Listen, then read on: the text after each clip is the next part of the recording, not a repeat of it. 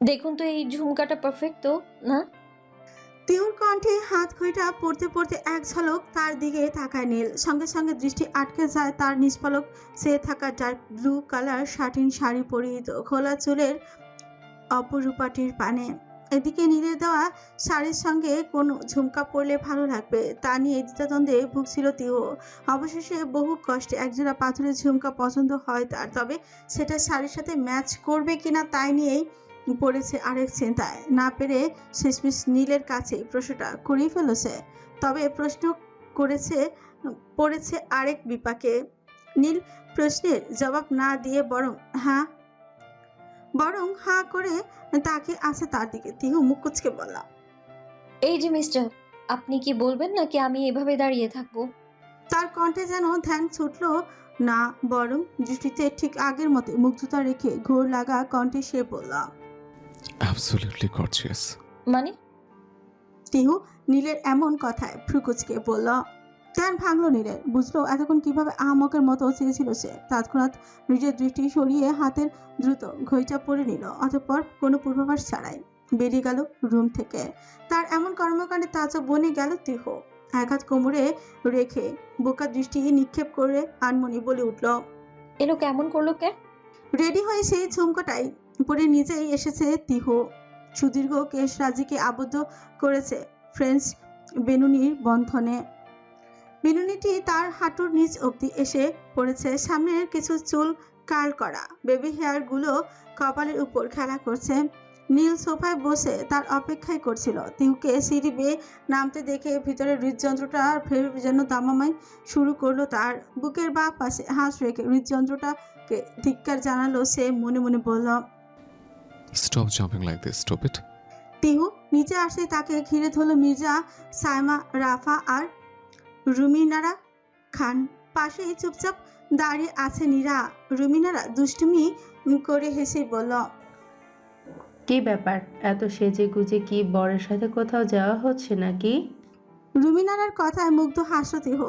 এই মানুষটা অমায়িক, যেমন দারুণ ব্যবহার তেমন আদুরে স্বভাব। তিহু ভেবে পায় না এত দারুণ একটা মানুষের গর্ভে কিভাবে ওই মুন্নির মতো একটা চুন্নি জন্মাতে পারে। সে লাজুক কণ্ঠে বলল, তেমন কিছু না ফুপি, ওই আসলে একটু।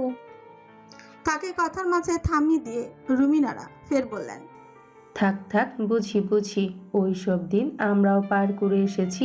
কি বলো ছোট ভাবি? মির্জা সাইমা হেসে তিহুর দিকে এগিয়ে এসে বললেন, থাক না রুমি, দেখছিস না মেয়েটা কেমন লজ্জায় লাল হয়ে উঠেছে। অতঃপর তিনি নিজের চোখ থেকে একটুখানি কাজল নিয়ে তিহুর গণ্ডদেশের নিচ বরাবর লাগিয়ে দিয়ে বললেন, মাশাল্লাহ মাশাল্লাহ, কি দারুণ লাগছে আমাদের পরীটাকে, কারণ নজর না লাগুক। দেখি তোমরা সরো তো, সেই তখন থেকে ঘিরে রেখেছ, আমাকে একটু দেখতে দাও না। এক প্রকার তাদের দুজনকে ঠেলেই তিহুর কাছে আসলো রাফা। তার দিকে মুগ্ধ দৃষ্টি নিক্ষেপ করে বলল, মাশাল্লাহ বৌমনি, তোমাকে পুরোই ফেরি লাগছে, কি দারুণ। ধন্যবাদ। তাদের এমন কথোপকথনের মাঝে নীল অর্ধৈর্য কণ্ঠে বলল, তোমাদের গসিপ কি শেষ হয়েছে? লেট হয়ে যাচ্ছে আমার। তার এমন কথায় রুমিনারা মুখ বাঁকিয়ে বললেন, তোর বউকে কি আমরা রেখে দিচ্ছি বাপু? আহ জ্বালা, একটু সুন্দরী বউ বিয়ে করে না জানি কি ভাবছে। যাও তো নুরাইন মা, তোমার অধৈর্য বরের কাছে যাও। তিহু এবার সত্যি সত্যি লজ্জায় পড়ল, তবে তাতে কোনো হেলদোল নেই নীলের। সে এগিয়ে যেতে যেতেই বলল, দ্রুত আসো নূর। অগত তিহু সবাইকে বোকা হেসে বিদায় জানিয়ে এগিয়ে চলল নীলের পিছু পিছু। তারা বেরিয়ে যেতেই রাফা সেদিকে তাকিয়ে মন খারাপের সুরে পড়ল, ইস, বৌমনির কি ভাগ্য, কি সুন্দর ভাইয়ার সাথে সব জায়গায় ঘুরে বেড়াতে পারছে। তার কণ্ঠে হতাশা স্পষ্ট। তা শুনে রুমিনারা হেসে বললেন, আহারে, আচ্ছা এক কাজ করি রাফু, তোকেও বিয়ে দিয়ে দেই, তখন তুইও বরের সাথে সারা দিন ঘুরতে পারবি, পড়াশোনা করা লাগবে না। তাহলে আজকেই আমি আপার সাথে কথা বলি, কি বলিস? রাফা আনমনি ছিল, তাই রুমিনারার কথা ভালোভাবে না শুনেই সে বলে উঠল, হো, তার কথায় চাপা হাসলো রুমিনারা আর মির্জা সাইমা। মির্জা সাইমা তার মাথায় আলতো চাপড় দিয়ে সেখান থেকে চলে যেতে যেতে বললেন, পাগলি একটা। তারা চলে গেলেন। এইদিকে 2 তলার করিডোর দিয়ে নামছিল নিহিত। রাফা মা আর ছোট ফুপির এমন কথা রীতিমতো হোঁচট খেল সে। রাফার উপর রাগও হলো দারুণ। গাদিটা কি শুনেছে? ছোট ফুফি তাকে কি বলছে? সে দ্রুত পায়ে নিচে এসে রাফার মাথা সজোরে থাপ্পড় দিয়ে বলল, এই গাদি, ছোট ফুফি তোকে কি বলেছে শুনেছিস? যতক্ষণে হুঁশ এসেছে রাফা বুঝেছে কিছুক্ষণ আগে রুমিনারার বলা কথাটা। নিজে লজ্জা পেলেও নিহিতের এমন গাটটা সহ্য হলো না তার। রেগে গিয়ে বলল, হ্যাঁ শুনেছি আর বুঝেছিও, আমার বিয়ের কথা বলেছে। তো এতে মন্দ কি? এমনিতেও কোথাও ঘুরতে যেতে পারি না, একটা সুন্দর হ্যান্ডসাম ছেলে দেখে বিয়ে করব আর সারাদিন ঘুরে বেড়াবো। রাফার কথায় হাত মুষ্টিবদ্ধ হয়ে আসলো নিহিতে, তাতে জ্বর চেপে সে বলল, কি বললি? আরেকবার বল। বলেছি আমি বিয়ে করতে তার কথা শেষ করতে দিল না নিহিত। 2 হাতে রাফার গোলুমুলু নরম 2 বাহু চেপে ধরে বলল, চুপ! আর একবার ওই কথা বললে জানে মেরে দিব তোকে। ট্রাস্ট মি, একেবারে জানে মেরে দিব। বলে এক প্রকার ছাড়ি মেরে তাকে নিজে থেকে দূরে সরিয়ে ধূপধাপ পায়ে মহল থেকে বেরিয়ে গেল নিহিত। রাফা বোকা দৃষ্টি মেরে চেয়ে থাকলো সেদিকে। বুঝলো না এই ছেলের হঠাৎই বা হলোটা কি। দীর্ঘ এক জার্নি শেষ করে গাড়ি এসে থামলো আলোক সজ্জিত এক বিলাসবহুল ভবনের সামনে। সন্ধ্যা গাঢ় হয়ে রাত ঘনীভূত। ঘড়ির কাঁটায় হয়তোবা 7টা কি 8টা। সাধারণত জন্মদিন অনুষ্ঠানগুলো রাত 12টায় সংঘটিত হলো। অরুর ক্ষেত্রে সেটা ভিন্ন, কেননা তার জন্মদিন ছিল গতকাল আর আজকেই সেটারই পোস্ট বার্থডে সেলিব্রেশন। তিও গাড়ি থেকে নামলো। ভবনের বাইরে স্ট্রিট লাইটের বিবিধ আলোক রশ্মির ঝলকানি, অদূরের মিষ্টি হাওয়া ক্ষণে ক্ষণে ছুঁয়ে যাচ্ছে শাড়ির আঁচল। অদ্ভুত অনুভূতিতে চড়মড়িয়ে উঠছে ভেতরটা। সে নামার মুহূর্তে কয়েকের মাঝে গাড়ি থেকে নামলো নীল। তার পরনে তিহুর সাথে ম্যাচ করে ডার্ক ব্লু কালারের ফর্মাল ড্রেস। লোকটাকে মাশাআল্লাহ মারাত্মক সুন্দর লাগছে। বিশেষ করে তার নীল চক্ষুটা অত্যাধিক আকর্ষণীয়। তিহু আর চোখে তার দিকে তাকালো। পরক্ষণেই সে অনুভব করলো লোকটা তার পাশে এসে দাঁড়িয়েছে। সে কিছু বলার আগে নীল নিজের বাহু দ্বারা তার ক্ষীণ বাহু আঁকড়ে ধরল। নীলের সঙ্গে নিজের ঘনিষ্ঠতা অনুভূত হতেই হৃদযন্ত্রটার নিত্য বেগতি কি হলো তিহর। শুকনো একটা ঠোক গেলে এক ঝলক মাথা তুলে নীলের পানে তাকালো সে। উচ্চতায় তিহু নীলের কাজ বরাবর, তাই লোকটাকে দেখতে সামান্য মাথা উঁচুই করা লাগে তার। তবে অদ্ভুত ব্যাপারটা হলো এমন ঘনিষ্ঠতায় তিহু লজ্জায় আরক্ত হয়ে উঠলেও অপর প্রান্তে মানুষটার কোনো হেলদোল নেই। অনুভূতি শূন্য মুখশ্রীতে সম্মুখে তাকিয়ে আছে সে। তিহু সামান্য মুখ বাঁকালো। নীল সেদিকে না তাকিয়ে বলল, লজ্জায় লাল টমেটো হওয়ার দরকার নেই, অভ্যাস করে ফেলো। মানে? তীব্র কৌতূহলে প্রশ্নটা করলো তিহু। তবে নীল কোনো জবাব না দিয়ে হাঁটা শুরু করলো ভবনটির উদ্দেশ্যে। অরু সেই তখন থেকে বন্ধুদের সাথে গল্প করছে আর বারংবার প্রধান দরজার দিকে তাকাচ্ছে। অপেক্ষা একজনের, সে সহ এখানকার সব মেয়েদের স্বপ্নের পুরুষ ওয়াহাজ খান নীল। অরুর এমন অবস্থা দেখে তার বান্ধবী রুহি বলল, ট্রাস্ট মি ওরু, নীল স্যার আমার ইভেন ওহি রিদিমা শ্রেয়ী ওদের ক্রাশ। আর এমনিতেই উনি তো ন্যাশনাল ক্রাশ ভাই। এমন কোনো মেয়ে আছে যে প্রথমবারে তাকে দেখে ক্রাশ খায়নি? বাট তোর মতো এত আঁকো পাখো। অরু দৃষ্টজোড়া প্রধান দরজায় নিবদ্ধ রেখেই বলল, আমার ক্ষেত্রটা ভিন্ন, তোরা বুঝবি না।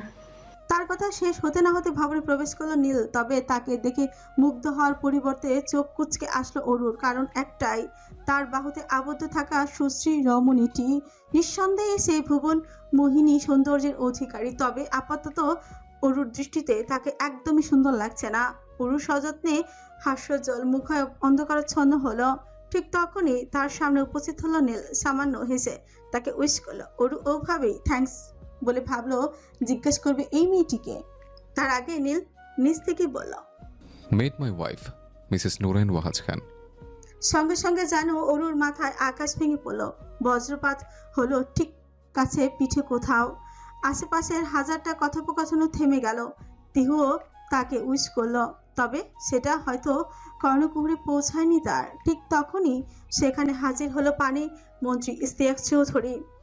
নীলকে দেখে সামান্য হাসলেও তিহুকে দেখে যেন সে খুশি হতেই পারল না। নীল একইভাবে তার সাথেও তিহুর পরিচয় করিয়ে দিতেই তিনি এক ঝলক মেয়ের দিকে তাকালেন। তিনি অরুকেও এখানে এখনো সেই স্তব্ধ স্থবির দৃষ্টিতে চেয়ে আছে একমাত্র আদরের মেয়েকে। এমন অবস্থা দেখে যেন সহ্য হলো না ইশতিয়াক চৌধুরী। তিনি নীলের ব্যাপারে অরুর মনোভাব সম্পর্কে অবগত, সেই জন্যই তো তিনি চেয়েছিলেন আজ এই পার্টিতে নীলের কাছে অরু আর তার বিয়ের প্রস্তাব রাখবেন। তবে নীল যে সেই পরিকল্পনায় পানি ঢেলে নিজের বউ নিয়ে উপস্থিত হবে এটা কে জানত? গভীর এক পুরুষ কণ্ঠে ধ্যান ছুটে গেল মাহার। কণ্ঠটা ভেসে আসছে পাশের বিল্ডিং এর ব্যালকনি থেকে। মাহা দ্রুত পাশে পড়ে থাকা অন্যটা গায়ে জড়িয়ে কি অদৃশ্য টানে হুড়মুড়িয়ে ব্যালকনিতে এসে দাঁড়ায়। তার ব্যালকনির মুখেই ঠিক বিপরীতে পাশের ব্যালকনিতে বসে গিটার হাতে এক মনে এদিক ওদিক গানটা গাইছে রাউফিন। রাউফিনকে দেখে অবাকের চূড়ান্ত সীমায় আরোহণ করে মাহা। সে এখানে কি করছে? প্রশ্নটা মস্তিষ্কে নাড়া দিতে দৃষ্টিজোড়া বড় হয় তার। তাকে দেখে মুচকি হাসে রাউফিন। গিটারটা পাশে রেখে রেলিংয়ে হাত শক্তপোক্ত ধরে গা ছাড়া ভাবে বলে, কি ভেবেছিলে তুমি অ্যাড্রেস না দিলে আমি কখনো তোমায় খুঁজে পাবো না? You are totally clueless about me my sweetest darling. মাপ ফুকুচকে তাকায়। রাউফিন ফের বলতে শুরু করে, ডোন্ট ওয়ারি, তোমাকে বউ বানিয়ে তবেই আমরা একসঙ্গে বাসায় উঠবো। ততদিন না হয় আমি এই ফ্ল্যাটেই থাকি, কি বলো? লিসেন রাউফিন, তুমি যে পাগলামিগুলো করছো না, এগুলোতে কোনো লাভ হবে না। আর কি বললে তুমি? তুমি এই ফ্ল্যাটে থাকবে? ট্রাস্ট মি, তুমি এখানে থাকলে আমি কালকে এখান থেকে চলে যাব। ভার্সিটি গিয়ে হলে থাকার ব্যবস্থা করব। তবুও তোমার বিপরীত বিল্ডিংয়ে কখনো থাকবো না। বলে সেখান থেকে চলে যায় মাহা। সশব্দে আটকে দেয় ব্যালকনির সঙ্গে লাগোয়া রুমের দরজাটা। রাউফিন ব্যথিত দৃষ্টিতে চেয়ে থাকে সেদিকে। সে জানে হয়তো পুরাতন রূপে তার প্রেয়সীকে ফিরে পেতে অনেক অপেক্ষার প্রহর গুনতে হবে তাকে। তবে সে রাজি, জীবনের শেষ নিঃশ্বাস অবধি অপেক্ষা করতে রাজি সে। পার্টির পরিবেশ থমথমে আনন্দ উল্লাস মাটি করে দিয়েছে নীল খান একা হাতে। তবু উপস্থিত সকলকে তো আর নিজের মনোভাব বুঝতে দেওয়া চলে না। তার উপর এখানে উপস্থিত সবাই তাদের অতি পরিচিত, বাবার ফ্রেন্ডের ও তাদের ছেলে মেয়ে। তার উপর নিজের বন্ধু মহল তো আছেই। তাদের সামনে নিজের নাক কান কোনো মতেই কাটাতে পারবে না ওরও। তাই এক প্রকার হাসি মুখ খুশি থাকার অভিনয় ব্যস্ত সে। তাদের পার্টির মূল আকর্ষণ ছিল উপস্থিত কাপলদের স্লো ডান্স। এটার আয়োজন ওরু নিজেই করেছিল। ভেবেছিল নীল যেহেতু একা, তাই হয়তো পার্টনার হিসেবে সেই জয়েন করতে পারবে। তবে তখন কি আর জানা ছিল যে নীল নিজের সহধর্মীকে নিয়ে হাজির হবে?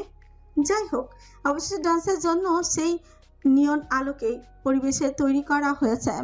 কাপলরা সবাই নিজ নিজ পার্টনার নিয়ে উপস্থিত সেটাই। শুধুমাত্র নীল আর তিহু দূরে বসে আছে। তিহু কোনো মতেই ডান্স করতে চায় না, কেননা তার ভালো করে জানা ডান্সের বাহানায় নীলের বেশ কাছাকাছি চলে যাবে সে।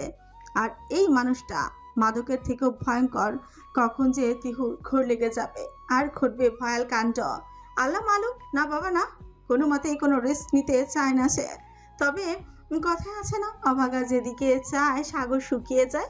তারও অবস্থা হয়েছে তেমনই। এই যে সে ডান্স করতে চায় না, এই সুযোগে কতগুলো ছ্যাঁচড়া মেয়ে এসে নীলকে নিজের পার্টনার হিসেবে অফার করেছে। দেখে মিসেস বিগড়ে গেল তিহুর। মেয়েগুলোকে নীলের পাশ থেকে এক প্রকার ছটকা মেরে সরিয়ে দিয়ে নীলকে টেনে ডান্স প্ল্যাটফর্মের কাছে নিয়ে যেতে যেতে বলল, বাড়ি চলুন, আপনার নজর কাটানোর ব্যবস্থা করতে হবে। আশেপাশে শাকচুন্নির উৎপাত বেড়েছে ইদানিং। পুরো ঝাঁঝালো শুকনো লঙ্কা পুড়িয়ে নজর কাটাবো। তুই এদিকে কোথায় যাচ্ছ? ডান্স করতে। সিরিয়াসলি? তুমি না বললে তোমার প্রবলেম হবে? প্রবলেম আপাতত চাঁদের দেশে। নীল বাঁকা হেসে তাকালো তিহুর দিকে। মেয়েটাকে এমন হিংসায় জ্বলতে দেখে বেশ ভালো লাগলো তার।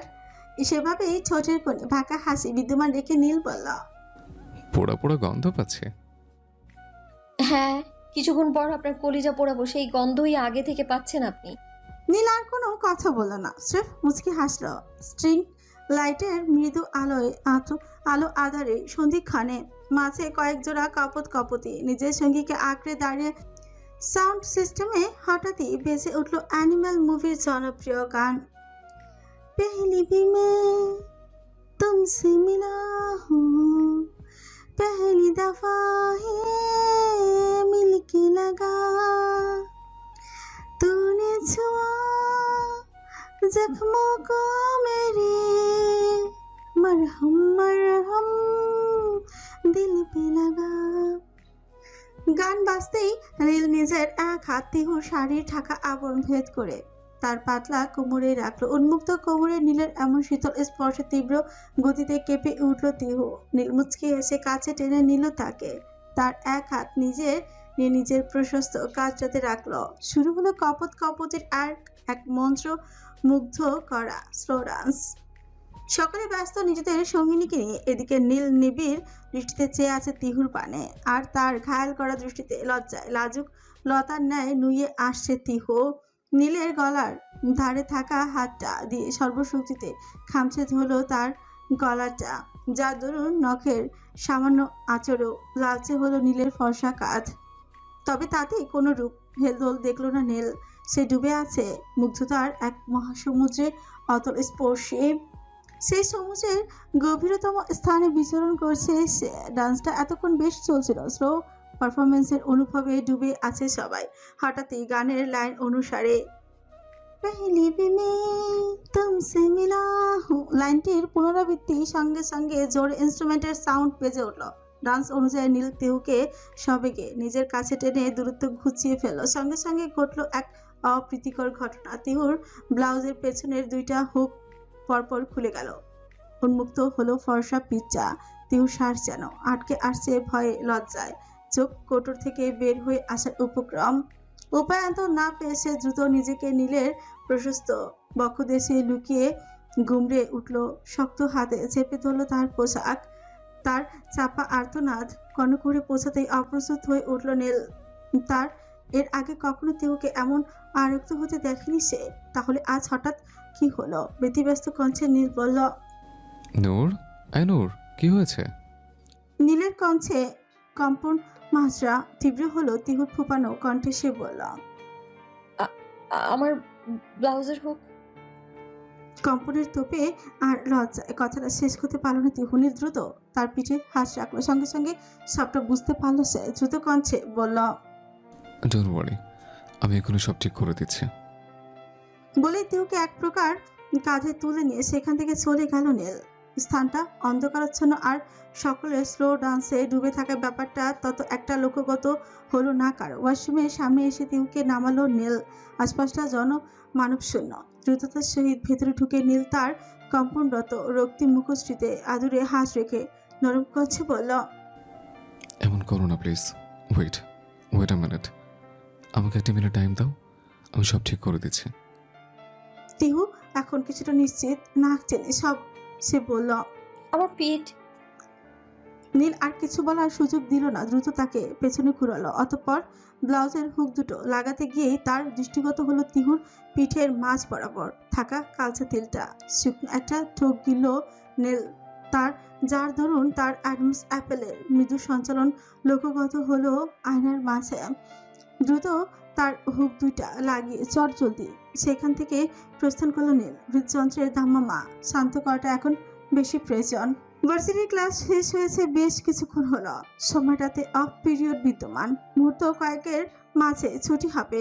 অনেকে অবশ্য বেরিয়ে গিয়েছে। তবে অনুষদের সামনে খোলা সবুজাবৃত মাঠটায় বসে আছে তিহু আর তার গুটি কয়েক সদস্যের বন্ধুমহল। বিভিন্ন গল্প গুজবে লিপ্ত হয়েছে তারা। এক পর্যায়ে হঠাৎই আশার বলল, যে যাই বলুক তিহু, তোর বরটা কিন্তু জোস। যেমন হ্যান্ডসাম তেমন ড্যাশিং। আল্লাহ মেয়ে লুটকেয়া। শুধু হ্যান্ডসাম বল, ন্যাশনাল ক্রাশ। আল্লাহ, আমার নিজেরই তো এত ভালো লাগে শুধুমাত্র বান্ধবীর বর বলে। নজর দিচ্ছিস? দিলে দে, সমস্যা নেই। সমস্যা বরং তোদেরই, কেননা আমি সকালেই শুকনো লঙ্কা পুড়িয়ে নজর কাটিয়ে এসেছি।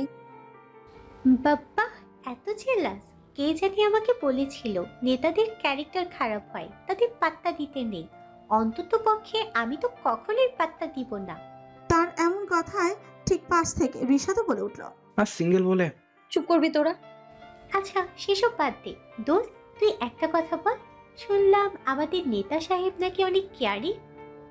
টিহু কিছু একটা বলতে গিয়েও থমকালো। স্মৃতির পাতায় দোলা দিল মন্ত্রী মেয়ের বাজে পার্টির সেই রাতের কথা। আনমনে মুচকি হেসে সে বলল, তাই একটু আছে। আহা, বান্ধবী আবার ব্লাশ করে, ইস। দুর্বল। দোস্ত, তাহলে চল আজ তোকে একটা ডেয়ার দিই। আমরা কি ট্রুথ অর ডেয়ার খেলছি?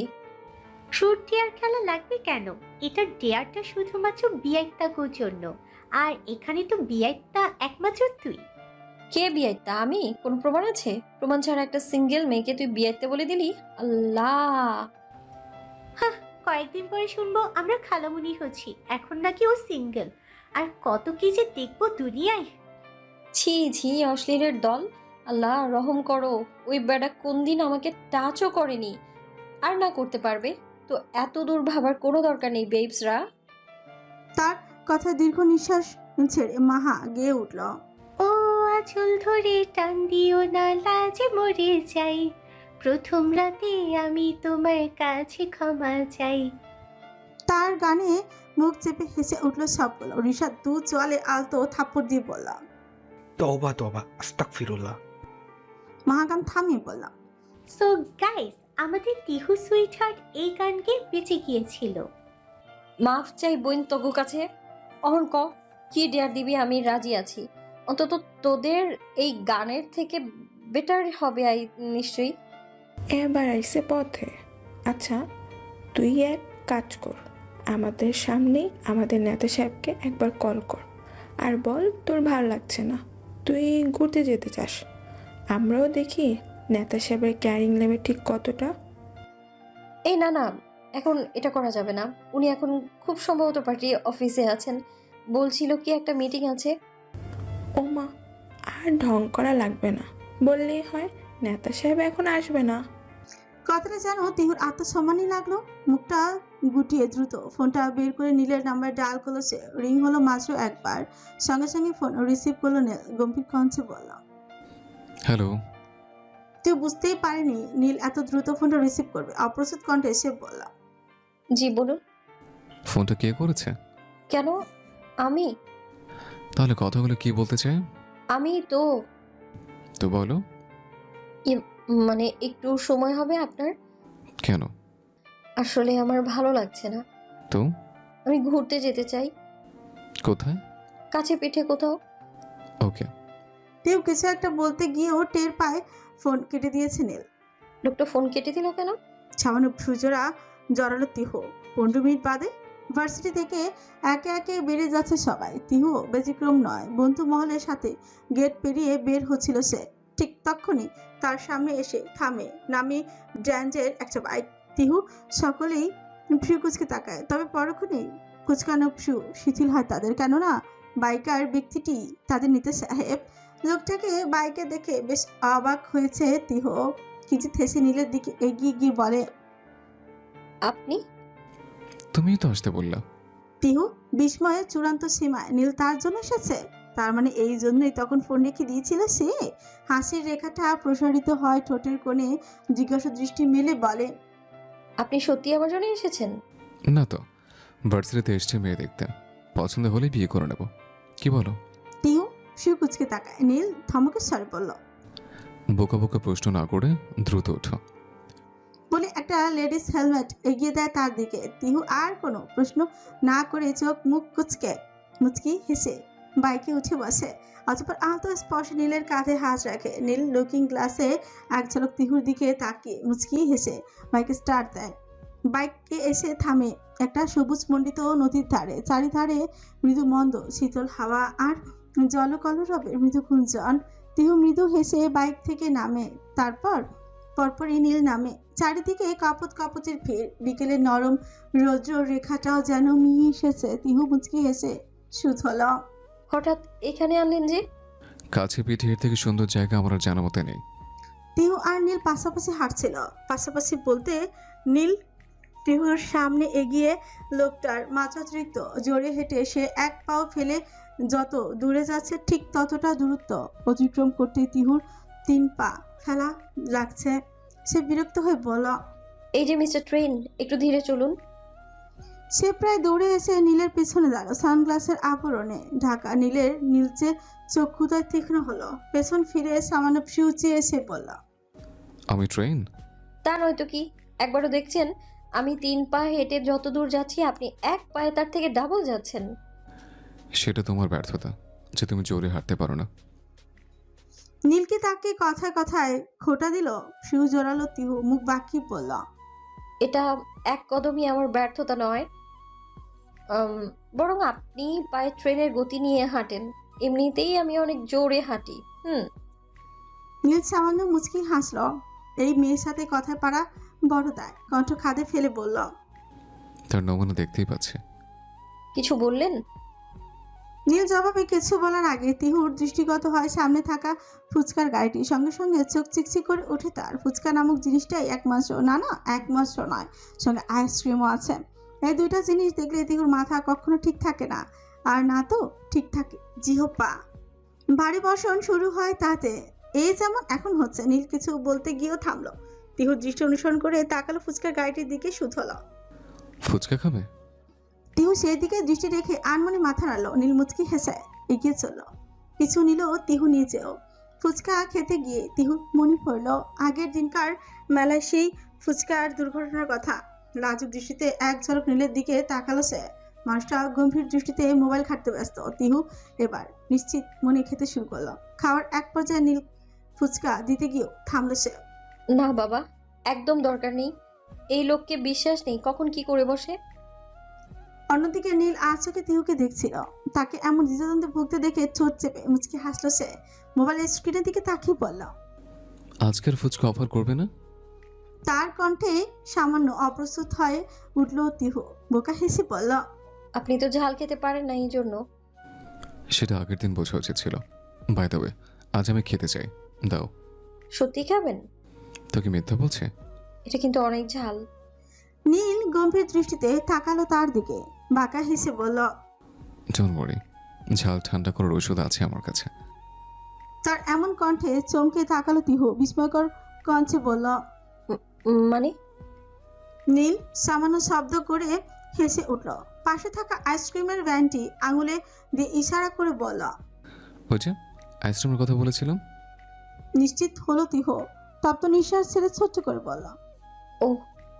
ফের বাঁকা হাসলো নীল। তিহুর প্লেট থেকে একটা ফুচকা নিয়ে তাতে সামান্য টক মিশিয়ে নীলের দিকে ধরল। নীল সেটা হাত দিয়ে না নিয়ে বরং সরাসরি মুখে নিল। তিহু সামান্য ফ্রু চালালো, তবে পরক্ষণেই চোখ খিচে ফেললো নীলের এক অপ্রত্যাশিত কাণ্ডে। তিহু যখনই হাত সরিয়ে আনতে চায় ঠিক তখনই নীল দুষ্টুমি করে তার ডান হাতে তর্জনীর আঙুলি কামড় বসায়। তিহু লজ্জায় সমগ্র শরীর সৃষ্টি হয় মৃদু কম্পন। দ্রুত হাত সরিয়ে ফুচকার প্লেটটা কোনো মতে যথাস্থানে রেখে সেখান থেকে সরে যায় সে। তিহুর এমন আচরণে তার দিকে ফিরে মুচকি হাসে নীল। টিস্যু দিয়ে মুখ মুছে ফুচকার দাম মিটিয়ে সেও চলে যায় তিহুর পিছু পিছু। কি, আইসক্রিম বিক্রি করতে পারবেন না মানে? তাহলে ভ্যান নিয়ে দাঁড়িয়ে আছেন কেন? হ্যাঁ, আইসক্রিম আপনার বিক্রি করাই লাগবে। রীতিমতো আইসক্রিমের ভ্যানে থাকা লোকটার সঙ্গে ঝগড়া শুরু দিয়েছে তিহু। ভ্যান নিয়ে দাঁড়িয়ে আছে অথচ নাকি বিক্রি করবে না। কারণ কি? কারণ একটাই, সে এখন বাসায় যাবে। তিহু বুঝলো না একটা আইসক্রিম বের করতে কত বা টাইম লাগবে তার। এদিকে তিহুর এমন কথা ফ্রিকুচকে তাকালো খসখসে কণ্ঠে লোকটা বলল, আরে আপা, আপনি জানগা মুই বেচুম না। বিক্রি করবেন না তাহলে দাঁড়িয়ে আছেন কেন? আজীব লোক তো। মুই এমনি চইলা যাইতেছি, ব্যস্তাম না। আর যদি তোমার ভ্যানে থাকা সবগুলো আইসক্রিম কিনে নেই তো? গম্ভীর পৌরুষ কণ্ঠে পেছনে ঘুরে তাকায় তিহু। নীলকে দেখে তার মুখাবে কোনো পরিবর্তন না হলো চমকে উঠে আইসক্রিমওয়ালা লোকটি দীর্ঘ এক সালাম দিয়ে বলল, আরে নীল ভাই, আপনি? তোমাকে কি বললাম, শুনতে পাওনি? হ ভাই, শুনছি তো। আপনি শুধু কোনটা লাগবো, মুই এমনই দিতে আসি। তোমার ভ্যানে কত রকম আইসক্রিম আছে? বিক্রি বাটা পায় শেষ, আর বড় জোর বিশ্রাম হবে। দাম কত? 1005। নীল তৎক্ষণাৎ নিজের পকেট থেকে 1000 টাকার 10টা নোট বের করে দিয়ে বলল, আইসক্রিমগুলো এখানে দাঁড়িয়ে খাবে আমার বউ। যতক্ষণ তার ইচ্ছা হবে ততক্ষণ খাবে, আর ততক্ষণ তুমি এখানে দাঁড়িয়ে থাকবে। আন্ডারস্ট্যান্ড? লোকটা ভয়ে শুকনো ঢোক গিয়ে বলল, দুঃখিত ভাই, মুই আসলে বুঝি নাই এটা আমাগোর ভাবিজান। মাফ করেন ভাবিজান। লোকটার কথা কর্ণপুরে পৌঁছায়নি তিহুর। সে তো নীলের এমন কাণ্ডে রীতিমতো তাজ্জব বনে গেছে। সামান্য একটা আইসক্রিমের জন্য পুরো এক ভ্যান। লোকটার কি মাথা খারাপ? তার উপর আবার দামের দ্বিগুণ পরিশোধ করছে। মুখ কুচকে তাকালো সে। নীল একটা কোন আইসক্রিম এনে তার সামনে ধরতে বিস্ময়ে আপ্লুত কণ্ঠে সে বলল, আপনার কি মাথা খারাপ? এতগুলো আইসক্রিম দিয়ে আমি কি করব? যতগুলো ইচ্ছে খাবে, বাদবাকি নষ্ট করবে। তার ভাবলেশীন কথায় ফ্রু গোটালো তিহু। সন্ধ্যা গাঢ় হতে শুরু করেছে। নীলের বাইক এসে থামে প্রধান ফটকের সামনে। শব্দের ঝংকার তুলে খোলা হয় সেটা।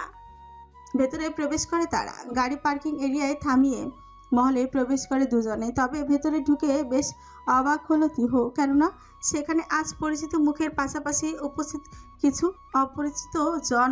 তিহু তাদের দেখে অবাক হলেও নীল এগিয়ে গিয়ে মধ্যবয়সী দম্পতিকে সালাম দিয়ে বলল, আসসালামু আলাইকুম মামা, মামিমা, কেমন আছো? তারা দুজনে হেসে সালামের জবাব দিয়ে কুশল বিনিময় করেন।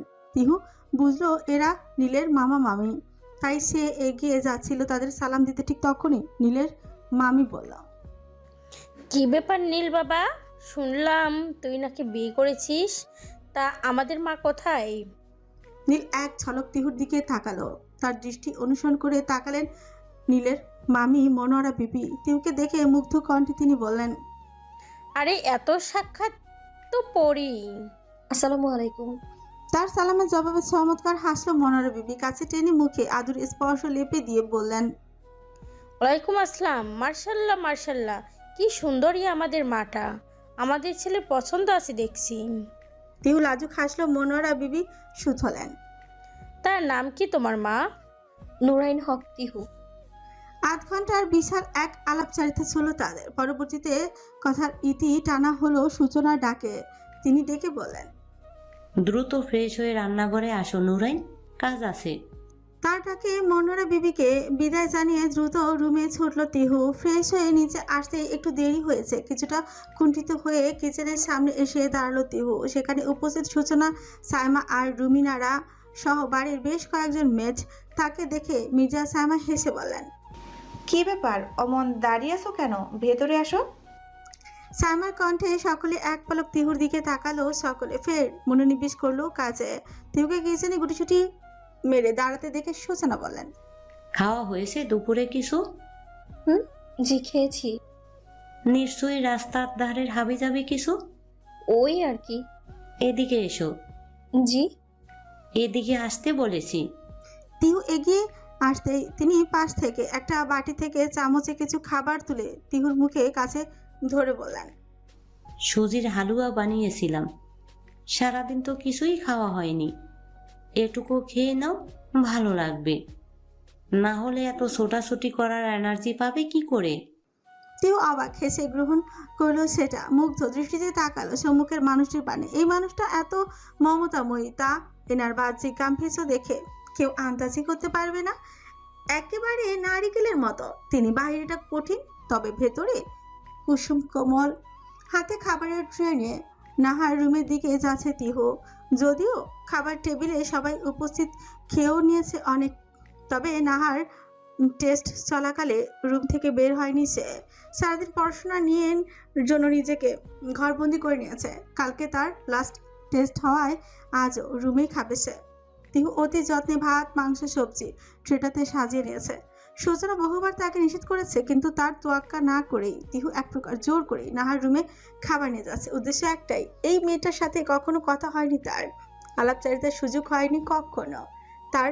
তিহুর জানা মতে নাহার কালকের টেস্টটা একটা সহজ সাবজেক্টের। হয়তো এতক্ষণে সকল রকম প্রস্তুতি নেওয়া সম্পূর্ণ হয়েছে তার। 2 তলার করিডোর দিয়ে উত্তর দিকে যাচ্ছিল তিহু। নাহা সহ বাড়ির সকল নবীনদের রুম এইদিকেই।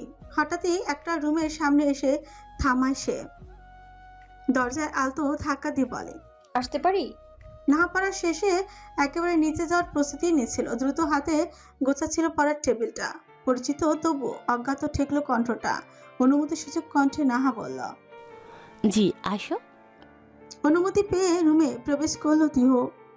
তাকে দেখে বেশ অবাক হলো নাহা। মুখশ্রীতে সামান্য পরিবর্তন হলো, যেন তাকে একদমই আশা করেনি সে। তিহু খাবারের ট্রেটা সেন্টার টেবিলের উপর রেখে বলল, খেয়ে নাও, রাত তো অনেক হলো। নাহা ধীরে ধীরে প্র্যাকটিক্যাল খাতাটা যথাস্থানে রাখলো। তিহু বুঝলো সে কথা বলতে চাইছে না, তবে আজ তার সাথে কথা না বলে সে কোথায় যাবে? কোথাও যাবে না। রুমের চারিধারে দেখতে দেখতে সে বলল, তোমার রুমটা তো বেশি গোছালো, তুমি গুছিয়েছো? নাহা ধীর কণ্ঠে বেশ সময় নিয়ে বলল, না। ও। কিছু সময় নীরবতা। তিহু ফের বলল, খেয়ে নাও, ঠান্ডা হয়ে যাচ্ছে তো। ইচ্ছে নেই, খাবারটা আপনি নিয়ে যান। এমা, আপনি আপনি আবার কি? তুমি আর আমি একই ইয়ারেসিস, সো ডোন্ট কল মি আপনি। আমি তোমার বয়সী। ও সরি, আমি জানতাম না। It's okay. আচ্ছা, ইফ ইউ ডোন্ট মাইন্ড, আমি তোমায় একটা প্রশ্ন করতে পারি? তুমি আমার সাথে কথা বলো না কেন? তীর এমন প্রশ্নে কিছুটা অপ্রস্তুত হয়ে উঠল নাহা। দেখা হয় না তো, এই জন্য। মিথ্যে কথা বলো না। তুমি মেবি মুন্নির কারণে আমার সাথে কথা বলো না, তাই না? নাহা বিস্ময় তাকালো তিহুর দিকে। তিহু সামনে ফ্রু নাচিয়ে বলল, কি ঠিক বললাম না? তেমন কিছু না আসলে। এতে এত কুণ্ঠিত হওয়ার কি আছে? একটা মানুষ কাউকে পছন্দ করতেই পারে, তাই বলে তুমি আমার সাথে কথা বলবে না? আই এম সরি নুরাইন, আসলে আমার ব্যাপারটা বোঝা উচিত ছিল। মুন্নি আপু শুধু নীল ভাইয়াকে পছন্দ করত, কিন্তু তার ওয়াইফ তো এখন তুমি। ভাইয়ার ওপর অধিকারও এখন তোমার বেশি। প্রথম প্রথম ব্যাপারটা আমার একটু খারাপ লাগতো, কিন্তু আমি পরবর্তীতে বুঝেছি। তবে তখন তোমার সাথে কথা বলতে গিয়ে আমার কেমন জানি লাগতো। আসলে প্রথম প্রথম তোমার সাথে অমন ব্যবহার করেছি তো, তাই। কেমন ব্যবহার বলো তো? তুমি তো আমার সাথে কথাই বলনি। বাই দ্য ওয়ে, আমি ওসব মনে রাখি না। Thank you. শুকনো থ্যাংক ইউতে তো চিড়ে ভিজবে না ননদি। তাহলে এতদিন যেহেতু তুমি আমার সাথে কখনো কোনো গল্প করনি, তাই আমার অনেক প্রশ্ন জমা হয়ে আছে। টেস্ট শেষে সেগুলোর আনসার দিতে হবে কিন্তু। অবশ্যই। তিহু হাসলো তার সাথে। আকাশের চাঁদের ম্লান রশ্মি রুম জুড়ে, উত্তরে হাওয়াটা দাপট জানালার পর্দাগুলো ফরফর শব্দ করে হুটুপুটি লাগিয়েছে। এত কিছুর মাঝেও নিশার শূন্যতায় থমথম করছে কক্ষটা। চওড়া দ্বিগুল আরশিতে একটি নমনীয় মূর্তির চিন্তিত মুখাব কিঞ্চিত দৃশ্যমান। চিন্তিত ভঙ্গিমায় জানালার দিকে মুখ ঘুরে বসে আছে তিহু। অবাধ্য হাওয়ারা তাকে ছুঁয়ে যাচ্ছে দুষ্টু প্রবল প্রেমিকের ন্যায়। আধ ভেজা চুল তখনও ছেড়ে রাখা। চঞ্চল হাওয়ার দল চোখে মুখে ঝাপটা মাখে বিরক্ত করছে তাকে। ভাস্কৃত কপালের উপর পড়া বাঁধনহারা একগুচ্ছ চুল বা হাত দিয়ে কানের পেছনে গুজে ফের ধ্যানে মগ্ন হলো সে। কিছুক্ষণ আগে সূচনা ডেকেছিল তাকে। তার কথা অনুযায়ী তিহু যতদূর বুঝেছে, মনোরা বিবি আর তার স্বামী নীলের ছোট মামা মামি, আর তারা এখানে এসেছে নীলের বড় মামার বড় ছেলের বিয়ের নিমন্ত্রণ নিয়ে। বিয়ের অনুষ্ঠান সম্ভবত এই মাসের শেষের দিকে, আর বর্তমানে মাসের মধ্যভাগ চলমান। তাই তারা একেবারে খানমহলের সকলকে নিয়ে পরশুই জাফলং অর্থাৎ নীলের মামাবাড়ির উদ্দেশ্যে রওনা হবেন। আর ঠিক সেইখানে বিপত্তিটা বেঁধেছে। সূচনা তার চান তিহু তার বাবা মা সহ পরিবার সকলের সাথে দেখা করতে, আর তাদেরকে সাথে করে নিয়ে যেতে। তার ভাষ্য মতে, যেহেতু নীল নিজে পছন্দ করে তিহুকে নিজের জীবনসঙ্গিনী হিসেবে বেছেছে, তাই নিয়ে বা তার পরিবার নিয়ে তার কোনো আপত্তি নেই। তবে তিনি একবার কি তিহুর পরিবারের সঙ্গে দেখা করতে চান? শুধু তিনি একা নন, ওয়ালিদ খান স্বয়ং এ প্রস্তাব রেখেছেন। এদিকে যার জন্য এত কাণ্ড, তার কোনো হেলদ নেই। সে দিব্যি নিজের পার্টি অফিস নিয়ে ব্যস্ত। এদিকে যত জ্বালা হয়েছে সব তিহুর।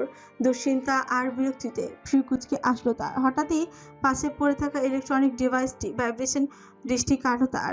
চটজলদি মোবাইলটা হাতে নিয়ে স্ক্রিনে তাকাতে ফ্রিকুচকানো শিথিল হলো তার। ভেতরে সামান্য ভীতি কাজ করলেও মুখ ফুটলো মুচকি হাসি। রিসিভ করে সালাম দিতে অপর পাশ থেকে ভেসে আসলো আদর মাখানো এক কণ্ঠস্বর। আম্মাজান। ব্যাস, স্নেহপূর্ণ সেই কণ্ঠে দুশ্চিন্তা মুহূর্তে উবে গেল তিহুর। আহ্লাদি কণ্ঠে বলল, আব্বু কেমন আছেন আম্মাজান? আপনার তো কোনো খোঁজ খবরই নাই। ছেলেটাকে কি ভুলে গেলেন? বাবার এমন কথা এখানে মুচকি হাসলো তিহু। অপর পাশ থেকে আবারও হাসলো, ভেসে আসলো নওশাদ হকের কণ্ঠ। কি অবস্থা আম্মাজান? পড়াশোনা কেমন চলছে? আলহামদুলিল্লাহ আব্বু, বেশ ভালোই। আমি তো জানি আমার মেয়ে পড়াশোনা খুব ভালো, আর সে সবসময় পড়াশোনা নিয়ে ব্যস্ত থাকে। এজন্যই তো তোমার মাকে ঘন ঘন যেতে বারণ করেছি।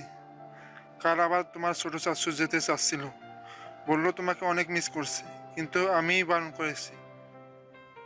ছোট চাচুর নাম শুনে তিহুর চোখগুলো বড় বড় হয়ে গেল। মানুষটা যতই ভালো ঠিক ততটাই রক্ষণশীল।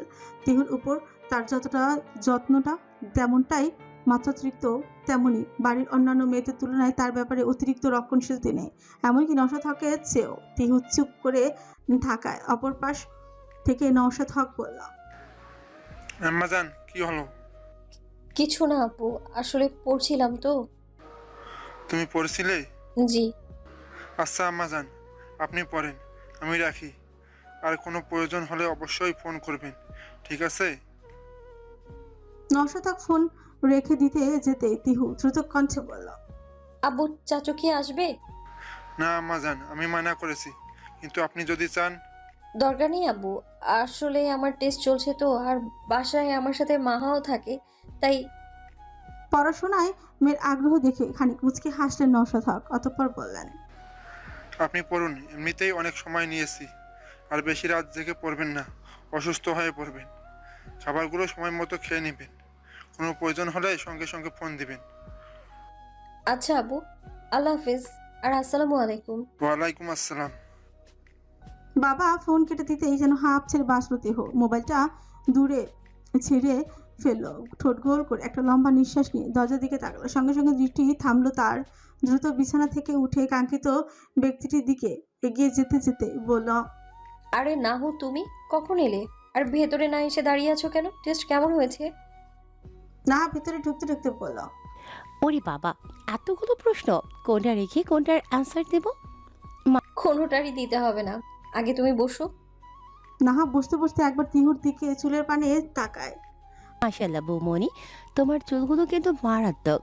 বলতে বলতে তিহুর সুদীর্ঘ কেশরাজিতে আলতো স্পর্শ করে নাহা। সঙ্গে সঙ্গে দুষ্টু হেসে তিহুর পানে চেয়ে বলে, কি ব্যাপার বৌমনি, কোথাও তো আমার ভাইয়াকে দেখছি না। আমি যতদূর জানি ও বাসায়ও নেই, তাহলে অসময়ে তোমার গোসল করার কারণ? নার কথার মর্ম বুঝে তিহু আরক্ত হয়ে ওঠে। পরক্ষণই তার কথা জবাবে সে দুষ্টু হেসে বলে ওঠে, মেয়ে দেখে বড় হয়ে গিয়েছে, বিয়ে দিতে হবে দেখছি। হ্যাঁ হ্যাঁ, আজই আম্মুর সাথে কথা বলবো আমি। আর আমি ইউনিভার্সিটি থেকে এসে ক্লান্ত হয়ে গিয়েছিলাম বলে ফ্রেশ হতে একটু শাওয়ার নিলাম। ও তাই বলো, আমি ভাবলাম কি না কি। বাই দ্য ওয়ে, আমি এসেছিলাম তোমাকে ডাকতে। চলো আমার রুমে, আজ জমিয়ে মুভি দেখব। অনেকদিন ধরেই সিলেক্ট করে রেখেছি। নিহিত, নীরা, রাফা সবাই আমার রুমে, দ্রুত চলো। না এক প্রকার টেনেই বের করে নিয়ে গেল তিহুকে। ঘড়ির কাঁটা রাত 12:30 এসে থেমেছে। রুমের সামনে এসে থামলো তিহুর চঞ্চল পাজরা। স্তব্ধ হলো নুপুরের রিনিঝিনি শব্দ। আলতো স্পর্শে ভাজানো দরজাটা খুললো সে। দরজার আড়ালে থাকা রুমের ডিম লাইটের নিয়ন আলোয় ডাগর চক্ষুদায় সামান্য সন্ধিহান হলো। এতক্ষণ তো সে নাহার রুমে ছিল, তাহলে রুমে কে? নীল এসেছে, কিন্তু কেউ তো ডাকলো না তাকে। পরক্ষণেই তার মনে পড়লো তারা সবাই রুমে দরজা দিয়ে রুমটাকে পুরো সিনেমা হল করে বসেছিল, কারো ঢোকাও নিষিদ্ধ ছিল। ভাবতে ভাবতে এসে রুমের লাইট জ্বালালো তিহু। এক ঝলক সোফায় তাকালো, সঙ্গে সঙ্গে দৃশ্যমান হলো ঘুমন্ত নীলের নিষ্পাপ মুখশ্রয়। হঠাৎই তীব্র আলোয় ঘুমন্ত চোখ দুটো খিচে রেখেছে সে। তিহু আনমনি মুচকি হাসল। পরক্ষণই মুখ বাঁকালো এই লোকটার জন্যই যত জ্বালা তিহুর, অথচ তিহুকে রেখে দিব্যি ঘুমাচ্ছে সে। আজ সারাদিনে কোনো খোঁজ খবরও ছিল না তার। তিহুকে হাজার প্রশ্নের সম্মুখীন করে নিজে দিদারসে নিজ কাজে লিপ্ত ছিল। তিহু অবশ্য দুপুরে একবার কল করেছিল সে খেয়েছে কিনা জানার জন্য। সে না খেলে তো আবার তিহু খেতে পারবে না।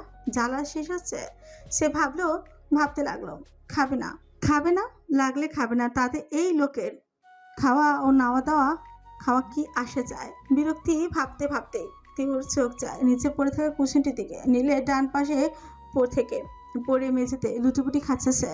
তিহু কিছু একটা ভেবে সেটা তুলে যথাস্থানে রাখার জন্য পা বাড়ালো। বোকা, সে খেয়ালই করলো না নিচেই তরল জাতীয় কিছু পড়ে স্থানটিকে পিচ্ছিল করে তুলেছে। দু পা বাড়াতে অসাবধানবশত তীব্র বেগে আছড়ে খেলো সে। তবে পরবর্তীতে অভিজ্ঞতাটা আরো বেশি করুন। আছাড় খেয়ে পড়বে তো পড়বে ঠিক গিয়ে নীলের প্রশস্ত বক্ষদেশের মধ্যখানে গিয়ে পড়েছে। মাথাটা ঠেকেছে নীলের খোঁচা খোঁচা দাড়ি আবৃত তীক্ষ্ণ জল আইনের চিবুকটার নিচে। এদিকে নিজের উপর ক্ষীণ তবে সামর্থ্য কিছু। হঠাৎ বর্ষণে তড়িৎ বেগে চোখ খুলল নীল। রুমের প্রচন্ড আলোক রশ্মিতে চোখ দুটো বুঝে আসলো সমস্ত শক্তি সেটি খুলল নীল। পরক্ষণে নিচে তাকাতে গিয়ে তার চিবুকটা ঠেকল এক সুরভিত নরম কেশগুচ্ছর মাঝে। সে বুঝলো তার বেপরা উড়নচটি বউটা বর্তমানে তার বক্ষদেশে অবস্থান করছে। সামান্য মুচকি হাসলো সে। পরক্ষণে গম্ভীর কণ্ঠে বলল, আচার খেয়ে পড়ার জন্য কি সবসময় আমাকে খুঁজে পাও? তার কথায় ধীরে ধীরে মাথাটা তুলে তিহু চোখ পিটপিট করে তাকালো নীলের পানে। এতে নীল অবশ্য বিরক্ত হলো। বিরক্তির কারণ হিসেবে তিহু মনে মনে নিজের এমন হঠাৎ আচার খাওয়াকে দায়ী করলেও নীল আদতে বিরক্ত হয়েছে তার এমন মাথা তোলায়। এতক্ষণ বেশ তার কেশারিতে মুখ ডুবিয়েছে সে, সেই মিষ্টি সুবাস অনুভব করেছিল সে। তবে তিহু হুট করে মাথা তোলায় অনুভূতিতে জল ঢাললো নীলের। ফ্রিকুচকে তাকালো।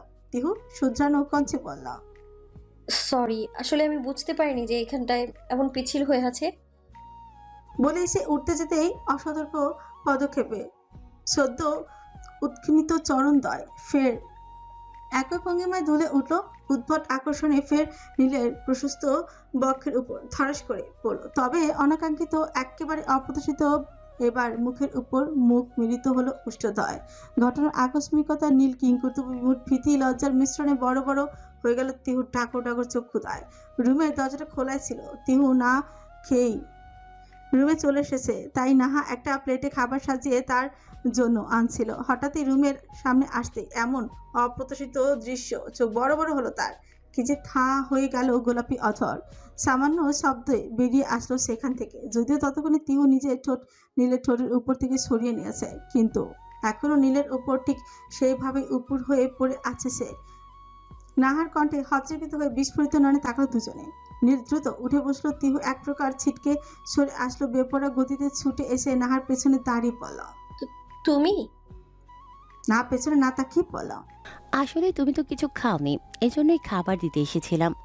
আমি খাবো না, তুমি বরং নিয়ে যাও। তখন তো কত কিছু খেলাম, চিপস আর পপকর্নের ঢেকুর এখনো উঠছে। আচ্ছা। কোনো মতে জবাবটা দিয়ে শর্ট করে জলদি পায়ে সেখান থেকে এক প্রকার দৌড়ে পালালো নাহা। সে দৃষ্টি আড়লে যেতেই দ্রুত রুমের দরজাটা শব্দ করে বন্ধ করে দিল তিহু। স্বস্তি নিঃশ্বাস ফেলে একবার পেছনে ঘুরে তাকালো। নীল সবে ফোনটা খুলে কিছু একটা স্ক্রল করছে। তিহু কোনো কথা না বলেই বিছানায় গিয়ে যেই না লাইট নিভাতে যাবে তক্ষুনি নীল বাধা দিয়ে বলল, লাইট অফ করবে না একদম। কেন? ঘুম আসছে না আমার। আপনার ঘুম না আসলে আমি কি করব? যা ইচ্ছা করো, কিন্তু লাইট নেভানো যাবে না। আরে আজব লোক তো। বলছি তো আমার ঘুম আসছে। ঘড়ির কাঁটায় কয়টা বাজে দেখেছেন? ওকে, অ্যাজ ইউর উইশ। তুমি লাইট নেভাও, আমি বাইরে যাচ্ছি। জাহান্নামে যান, তাতে আমার কি? ফিসফিস করে বলল তিহু। তবে তার ফিসফিসানিও যেন শুনে ফেলল নীল। তেমনই ভঙ্গিমায় বলল, সুইমিং পুলের অধিবাসীদের কথা মনে আছে নিশ্চয়? ভয় দেখাচ্ছেন? না, তোমার সমগোত্রীয়দের কথা মনে করিয়ে দিচ্ছে। মানে আপনি কি আমাকে ভূত বললেন? না না, একদম না। তুমি ভূত হতে যাবে কেন? তুমি তো পেতনি, ওই শেওড়া গাছে ঝুলে থাকে পেতনি। তিহু এবার তেড়ে আসলো যেন। আমি পেতনি হলে আপনি মামদু ভূত, মেছো ভূত কোথাকার। সে সামান্য এগিয়ে আসতেই নীল হাতে থাকা রিমোটটা দিয়ে রুমের সমস্ত আলো নিভিয়ে দিল। কুটিল এক অন্ধকারে পরিণত হলো সমগ্র রুম। ভয়ে কম্পিত হলো তিহুর ক্ষীণকায়া। দৌড়ে দ্রুত এসে জাপড়ে ধরল নীলকে। নীল পাশে থাকা লাইটারটা অন করে মৃদু হলদেটে আলোয় তিহুর ভীত মুখশ্রীখানা দেখে বাঁকা হেসে বলল, শেষমেশ ভয় পেয়ে সেই মামতো মেছো ভূতের কাছে আসলে। তিহু কিছুটা লজ্জা পেল, মুখে সেটা প্রকাশ করলো না। বলল, আপনি সিগারেট খেয়েছেন না, এই জন্যই তো বলি লাইটার কেন কাছে। লাইটার থাকলে সিগারেট খাওয়া হয়ে যায়? তাছাড়া লাইটার আর কোন কাজে লাগে? পেতনি তারাতে কিন্তু মানুষ আগুন ব্যবহার করে, আর আগুন জ্বালাতে লাইটার। বাজে কথা বাদ দিন আর রুমের লাইট জ্বালান। যদি না জ্বালে তাহলে কিন্তু আমি সারা রাত এখানে এইভাবেই বসে থাকবো। নো প্রবলেম, থাকো বসে। ঘুমোতে দিব না কিন্তু আপনাকে। শুধু এক রাত কেন, তুমি পাশে থাকলে জীবনের প্রতিটা রাত নির্ঘুম কাটাতে প্রস্তুত আছে। দেখুন আমার ঘুম আসছে। তো ঘুমাও, কে বারণ করেছে? লাইট জ্বালান, নইলে কামড়ে দেবো কিন্তু আমি। নীল তিহুর এমন বাচ্চা বাচ্চা হুমকিতে প্রসারিত হেসে বলল, সমস্যা নেই, লাভ বাইট বলে চালিয়ে নেব। ধুর কচু, কি বলি আর কি আনসার দেয়। যেমন প্রশ্ন তেমন অ্যান্সার। আরে ধ্যাত। ধাত টু।